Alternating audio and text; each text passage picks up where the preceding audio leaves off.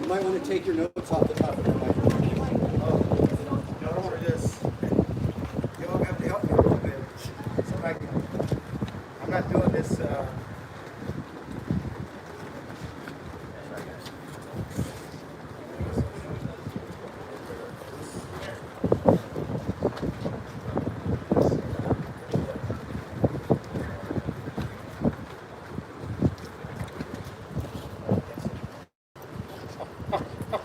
Easy on that. You got wireless and drop them on the ground. Can you hear me now?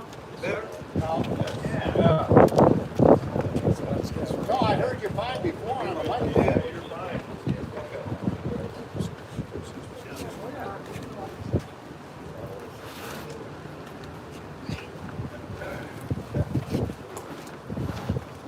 Make sure I have a radio.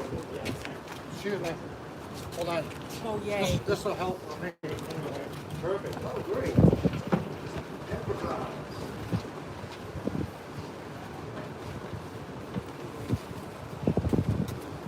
If I sit here, is it going to be in your shot? If you're sitting there, might be, yeah. Sorry. I appreciate it.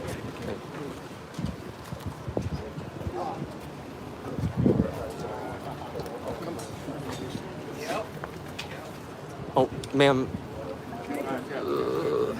It's a little bit in the shot, yeah. I mean, your head's kind of just like totally in the shot. Thank you.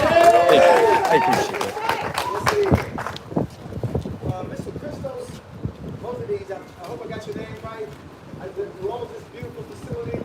I just want to thank you, and let's give him a round of applause. This is what contingency planning looks like. This is exactly what it looks like. Leading from the front and making decisions. So as we get started, I'm going to ask you to repeat along with me our pledge of allegiance. I pledge allegiance. I pledge allegiance To the flag of the United States of America and to the republic for which it stands, one nation, under God, indivisible, with liberty and justice for all. Aren't those beautiful words?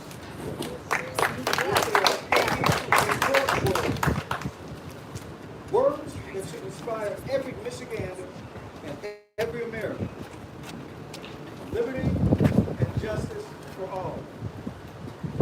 These words can carry new meaning as we watch career politicians in Washington and Lansing disappoint us time and time again. Liberty from an overbearing, out-of-control government. Justice for those suffering in communities ignored by career politicians. Here we are. We're on beautiful Belle Isle, but we're in a much better place than a beautiful, beautiful city of Detroit in the great state of Michigan. Michigan, in so many ways, is the birthplace of the American middle class and the moderate American dream. It's also the arsenal of democracy and home to some of the greatest cultural influences of our time.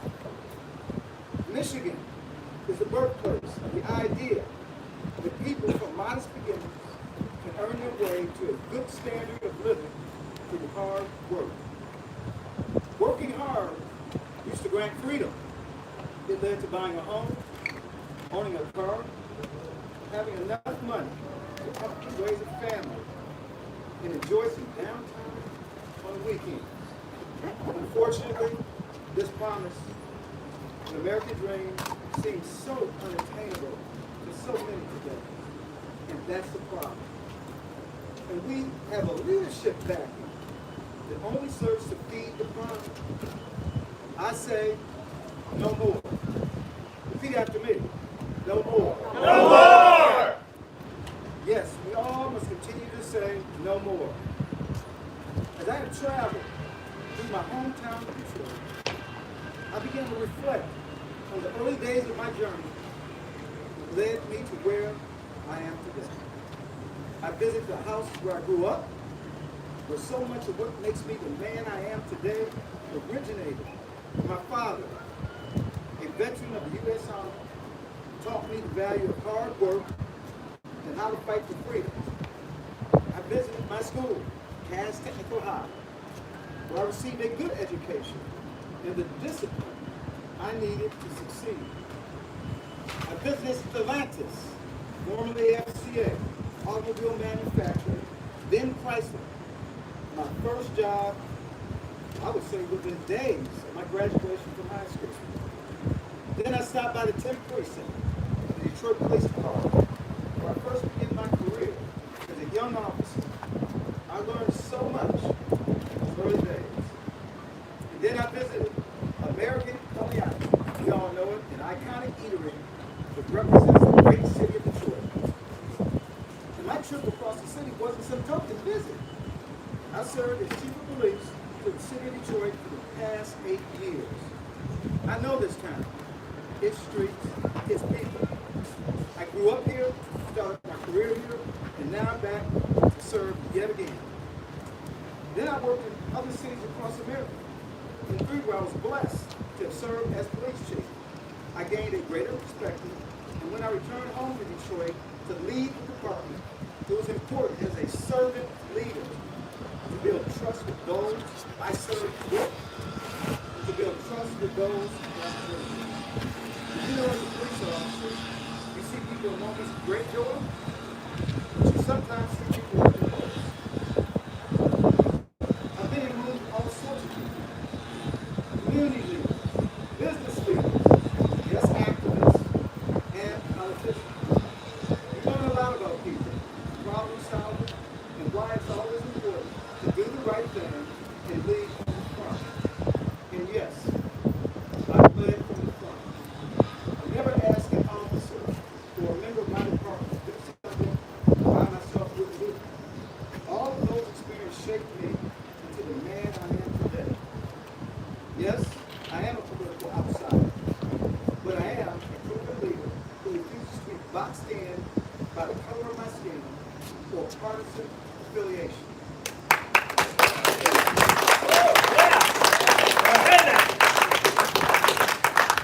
Yes, I did grow up a Democrat in a town where that's all we were exposed to. I was just simply expected to follow suit and take on the values of those who looked like me. It was a different time, a different era. Through my life experiences, I evolved. I had a first-hand experience of what we once referred to as radical elements of the Democratic Party, but now seem to be accepted as part of the mainstream platform. I know you're going to ask who that was. Have you ever heard of Maxine Waters in California? Yeah, that's what I'm talking about. That was in 1992. I came to understand the importance of protecting the right of an individual to protect their family with a gun. I couldn't be part of a party that's wanted to infringe on this basic right.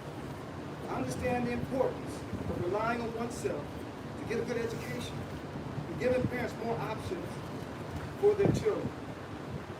I understand the importance of relying on oneself to gain employment, to build a career, to raise a family. It became clear to me that today's Democrat Party became reliant on a victimhood mentality and a culture of dependency that does not comport with my values.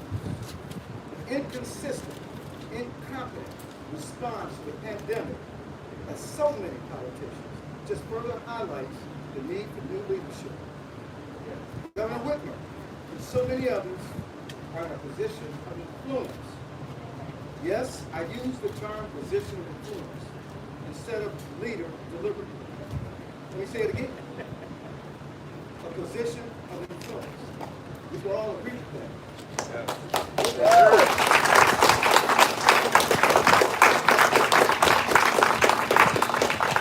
Because many of the supposed leaders today simply do not lead.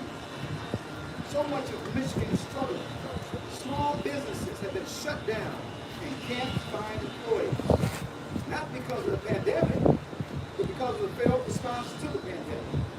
Our school children lost at least a year of proper education, could not participate in sports, and continue to face unwieldy, confusing mandates for months.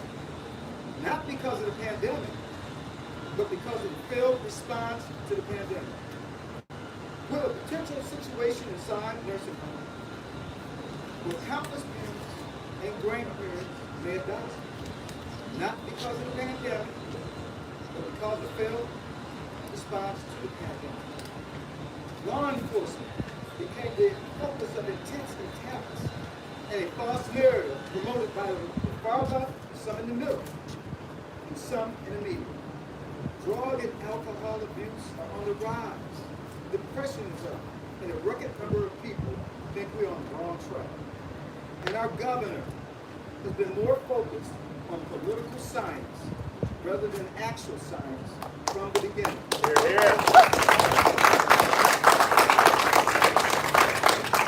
damn roads are not fixed. Unless someone here can tell me this. We've seen countless infrastructure disasters, including almost non-stop flooding across southeast Michigan. We all know about what ATE said. There was no coordination between MDOT and GLEWA. No coordination. Leaders solve problems. Leaders sit down and discuss the issues. How easy would it have been? You know, every time it rains in southeast Michigan, there's going to be a power outage. There's something called generators. Let's plug the generators. How many cars were lost by our residents because of that lack of leading from the front? We need a leader who leads from the front. We need a leader to support small business. A leader who creates an environment that allows jobs to flourish, adequately incentivizes those in the workforce, and encourages others to do. We need a leader who will protect our children and their education. A leader who empowers parents. I'll say it again, empowers parents. They are the stakeholders.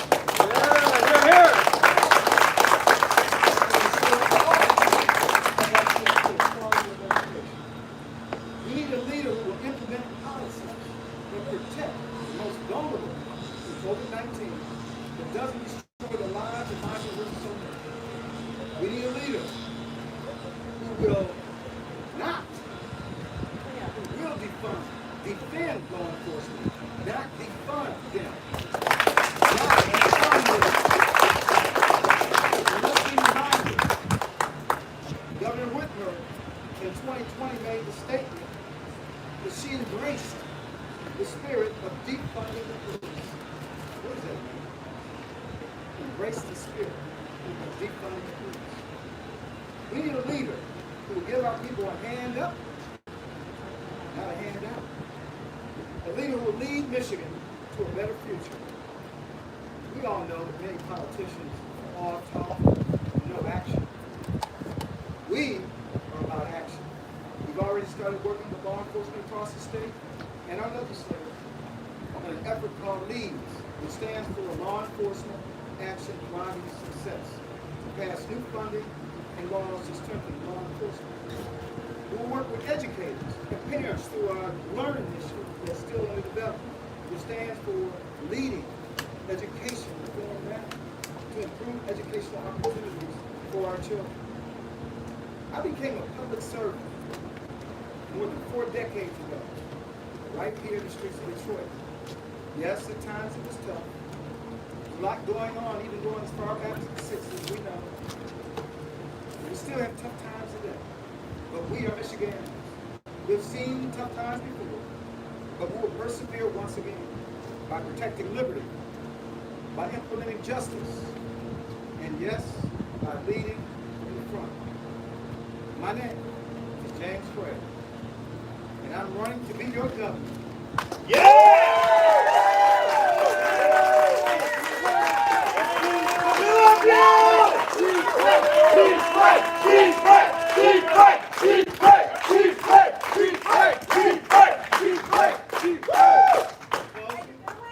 I just say God bless each and every one of you.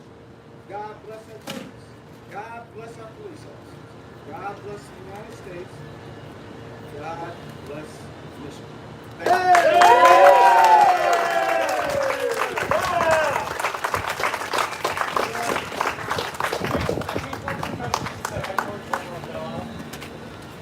is, I'm winning. I got the message out here. I'm winning. And you know what's sad about today? And disappointing? That small group of paid protesters, I'll say it again, the small group of paid protesters did nothing. What they did is reinforce we need change. We need bold, strong leadership to stand up. That shouldn't have happened.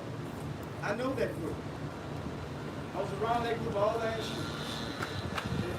Yes. I know who they are. They know I know who they are. And they do not speak for most Detroiters.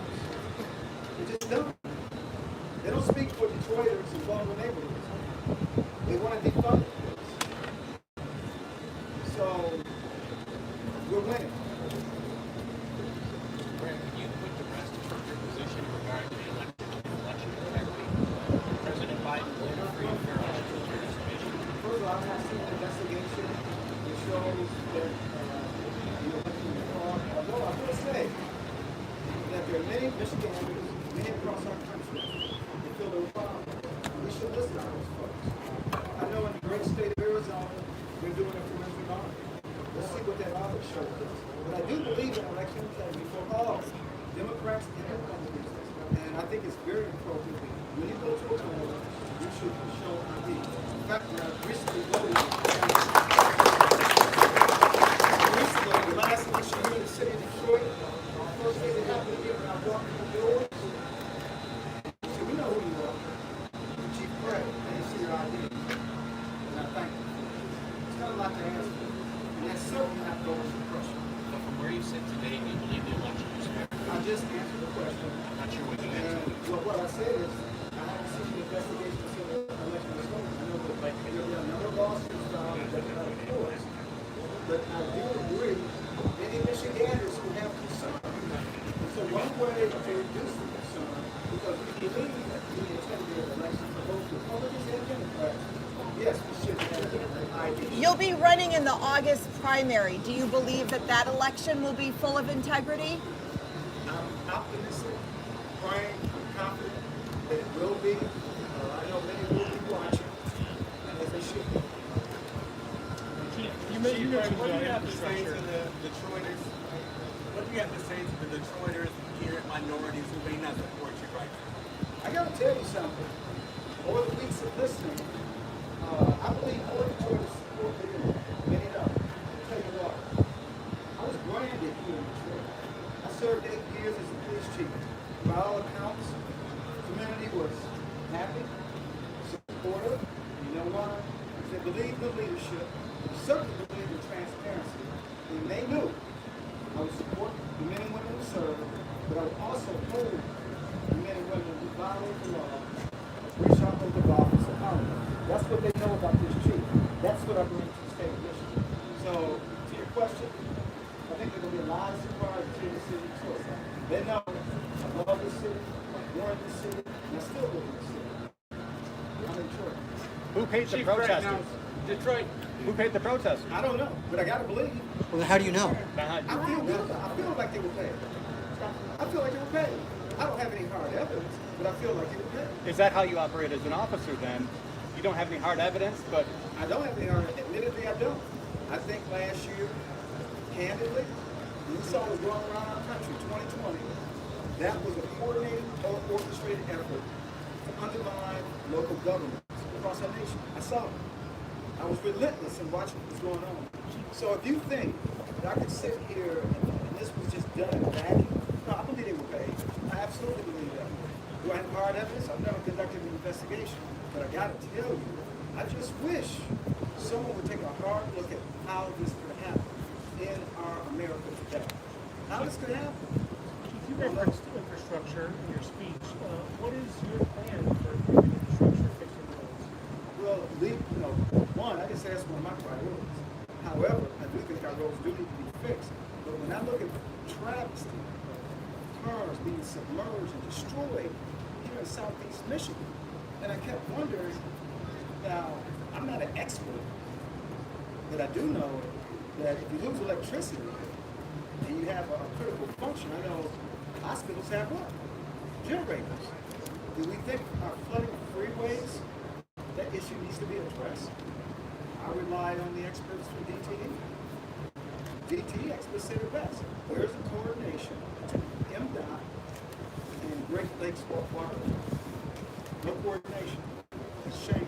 You have to leave from the Now, Chief, you were saying that the protesters don't speak for all of Detroit. Absolutely. Now, this is a statewide race, though, and a lot of, especially Republican voters in rural areas, don't like being told what to do by big city politicians and whatnot. So how do you connect with them statewide to get your message across? I'm from the Mile. I'm not special. I didn't grow up with a gold spoon. I'm not financing this campaign. I'm no different than anybody else in the street in this state. I will resonate with those folks up there on the West because I'm authentic, I'm a leader, and I'm blue collar. I know what hard work is like. Nobody's ever given me anything. This is why I'm so, I talk to young people and have throughout my time, and I just stress to them, you can accomplish and do whatever you want to accomplish. I was told I would never be a chief of police. But yet, as I stand here now, chief of police of 3 cities, if someone wants to tell me that I would not be relevant in the state of Michigan, I say different. Chief, you said that parents are facing confusing mandates for schools from Lansing, but there hasn't been a statewide mandate on schools since June. Can you clarify what you're talking about and how schools should address the pandemic? Well, we can talk about it. Follow science, the real science, not political. That's the problem. And listen, let parents choose. If a parent wants to send their child to school and don a mask, so be it. If the parent feels that, well, you know what, I really don't want my son or daughter in school, if they're unvaccinated children, and we want to homeschool, choice. If we don't want to get vaccinated, I mean, what are we becoming? Making mandates? Making mandates to get vaccinated? Are we becoming socialists? Communists? What about choice? Look, I got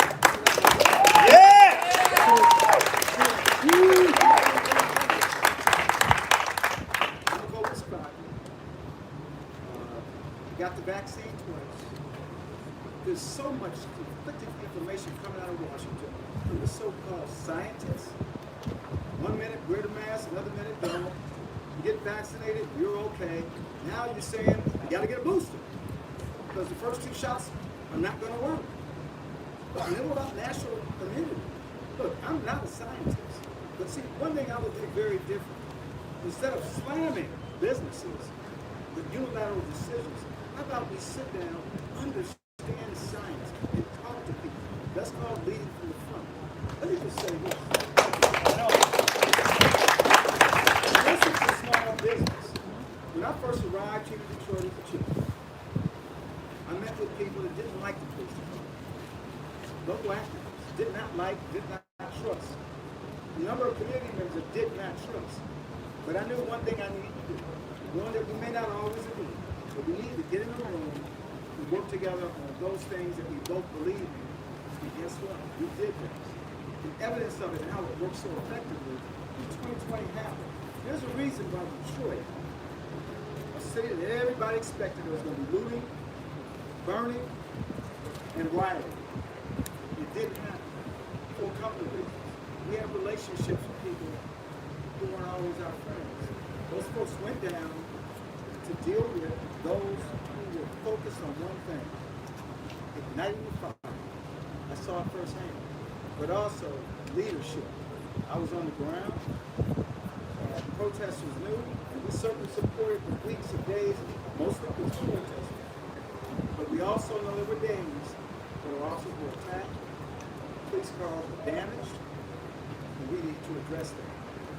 What we saw in LA, what we saw in Chicago, all these other cities, wasn't going to happen in Detroit.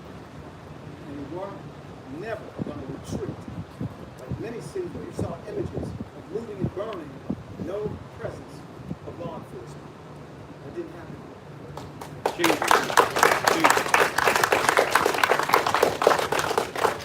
Chief, the Democratic Party for some time has supported defund the police movements. But in recent weeks, Governor Whitmer announced support for more financial support for law enforcement and the criminal justice system. Wouldn't that be something you could support, or what's your reaction to it? You know, I find it kind of comical. You got to be able to peel back the layers. Let me tell you what's underneath that layer. First of all, supporting the hiring of police officers is great. I would never stand in the way of that. What do you want to do? We got a violent crime issue across this country. So let's peel back the layer for it. Okay, moderate Democrats are looking off of the defund the police program. As I said earlier in my remarks, the governor stated what? That she supported the spirit. What did she say about ending qualified immunity? Let me tell you what ending qualified immunity is. That's defund the police. This is something that the Democrats are pushing through. I have met with those Democrats prior to retiring from the Detroit Police Department. I said, that's a deal breaker for me. We know what's really going on. And let's talk about being complicit.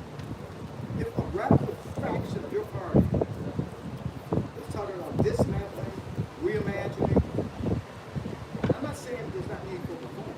I'm not suggesting that.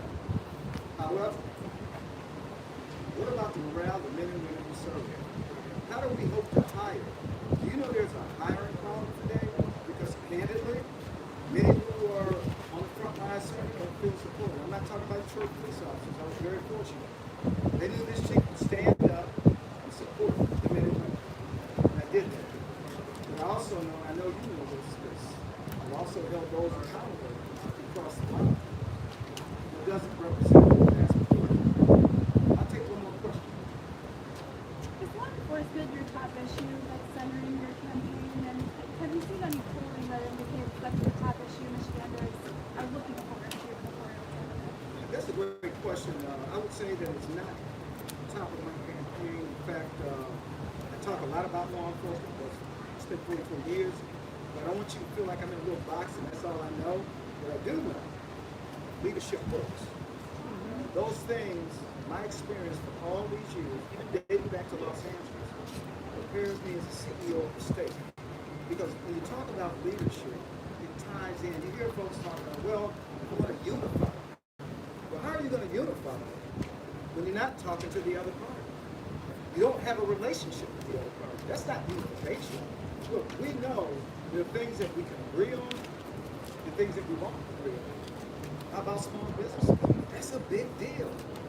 They don't feel supported. As I've made my travels, I simply won't name the name of the business.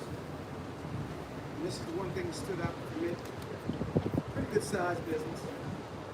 Another part of the state. Just talking to the owners, they were perplexed, they were angry, and troubled. We spent a 30-minute Zoom call with the governor. And in that call, the owners brought up the issue of labor, the shortage of labor, and how our policies are creating this vacuum. They brought it up, she rejected it and just said they need help. And all that owner, the group of owners told me, that 30 minutes we would never get there. Leading means sitting down with people and having meaningful conversations. This is not a dictatorship.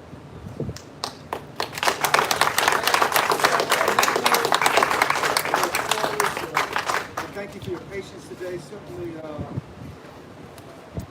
what happened today, yes, we still win. We still got our message out. And we're going to continue to get our message out across the great state of Michigan. Thank you very much.